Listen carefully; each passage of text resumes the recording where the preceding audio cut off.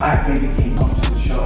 Baby Keem. Keem. Is this good or is it bad? What the fuck? I don't care what you say, that's fire, bro. Hell no. I ain't lying, niggas, not impressive. Totally absurd. Really inventive and unusual. Baby Keem's an experience. And I haven't heard anything like that ever. Where Kendrick Lamar has been revealed as his cousin Baby Keem's ghostwriter. You got a Kendrick feature because you're good or because that's your cousin? Everyone knows by now that Keem and Kendrick are cousins, but why were they not so forthcoming about this information at first? Every new week we see artists come and go from a song that blew up off TikTok. This is clearly not the direction Keem wanted to go with his career, so him and his team had to be very careful about how they roll him out. I have a partnership with PJ Lane. K-Dot and Dave very clearly put Keem under tough artist development. As soon as Baby Keem left high school, he was put into the training camp. This was done so quietly, of course, as he still had to prove himself and earn his place in the team. Getting through the doors because of luck and talent, but staying and occupying the room is hard work. The second reason they kept their affiliations low-key is because of narrative.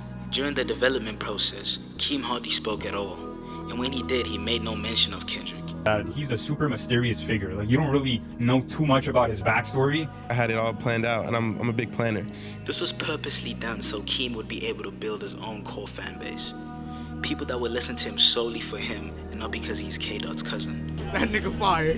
Yeah. Fuck with Baby Keem. First impressions are everything, and the way artists are introduced to the game sticks to the hearts and minds of their fans. The biggest and best artists are usually the most polarizing. You either really love or show heavy disdain towards their art. Baby Keem has the same effect on people, and it's not by mistake either. The book 48 Laws of Power talks about alienating certain crowds in order to build a strong, cult-like following. You would much rather have them dislike you than feel indifferent towards your art. This technique further strengthens the relationship between you and your already devoted disciples. Keem does this in a number of ways. His production choices are very peculiar and steer away from current trends. What are they doing with the production? Hot ass beat. Hot ass beat. Damn! Clap. Hot Damn! You made this? Clap. Damn. Hot ass beat.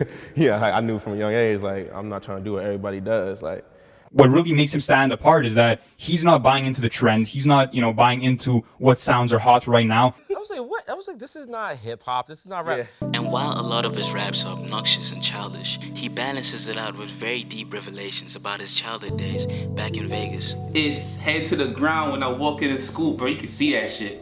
The embarrassment, Bro. He just said he had no lights, he had no food. How you said mama lost focus too? Like, just to show you that, like, Yeah. she wasn't, like, heart wasn't in it. No lights, no... This helps attract younger fans while still standing out from his peers who don't really have strong topics and subject matter in their songs. I just think subject matter is very important, just in terms of my growth as an artist, when it comes to just speaking on things that I'm going through as therapy and being vulnerable enough to express that. At this point, he's infamous for his very nonsensical raps and infectious flows. He adds fuel to the fire by staying ambiguous about the meaning of any of these phrases, leaving his already committed fans to drive themselves crazy trying to come up with different explanations as to what certain things could mean. What'd you mean by Tame Impala? Tame Impala niggas, man. Yeah. These niggas an enigma. Really, all this is super basic and has no significant meaning, but he doesn't address it, and that holds his people's interest. I think Tyler, the creator, can explain it better than I can. There's all these like conspiracy theories and all these super nerds that try to figure out what you're thinking. Like, can you give us some insight? Like, if I tell you how it is, then it's not as fun and you won't let your imagination run as free. Keem is well on his way to becoming a superstar. All he needs now in order to cement himself as one of the new guys at the top is an undeniable, critically acclaimed album. A classic body of work. Nobody becomes a superstar without it. My only worry is Keem, being as creative as he is, gives him a lot more chances for a miss. He's able to come up with great ideas, but executing them to the highest level of undeniable is something he still has to work on. What do you guys think? Do you guys think Keem is going to be a superstar, or is he headed for the wayside? Also, if you made it this far, you're definitely a G. Subscribe and be a part of the community. We're building something special over here.